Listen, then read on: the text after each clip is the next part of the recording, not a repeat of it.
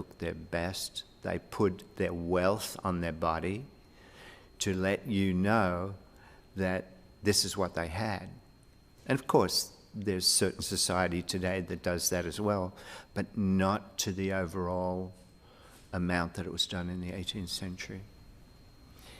On top of that would be a robe, or they might have a casual jacket that would be considered at home today that you might not wear out before they started changing into something to go out, which would have more strength, such as a silk brocade or a tailored jacket, or a wool jacket if they're going to go riding.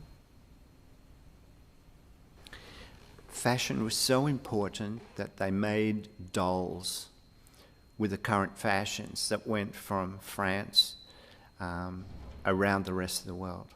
And even when there was a war, they even let the dolls through. That's the importance of fashion. They would let these fashion dolls go through to another city, promoting the fashion of the period. And as it evolved later in the 18th century, that everything had its name. Every new hat, every new style was given a name. It was frivolous. There's no doubt it was frivolous. Imagine how frivolous it was to the person who didn't have that money. It was power dressing. And you could recognize who a person was by what they wore. The costume itself is heavy, but I don't feel like it's restricting. When I try and sit down, I really have to make sure where I'm going. But other than that, it's pretty comfortable. It's just a little heavier than, maybe a lot heavier than what we're used to. You have to totally focus in on what you're doing. I play music of the period while I'm making the patterns.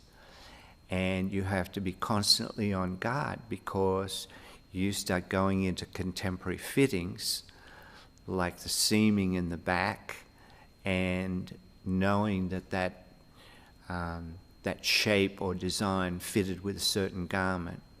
You just have to be totally focused to make it correct. There are some costumes you just make if you want to make a costume, but that's not my way. I like my costumes to look like they just came out of somebody's closet rather than being made as a costume. I just wanted them to take away the fact that you can look at something beautiful. You don't have to wear it yourself. You can look at that fantasy and enjoy it for a moment and leave here smiling. It was just a moment and you didn't have to wear it, but it looked good and you had fun. And it was like a little bit of history with a smile. I mean, a lot of times it's all very serious, but it doesn't have to be.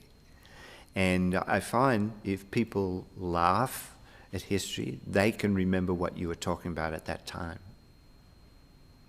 because it was learned with laughter.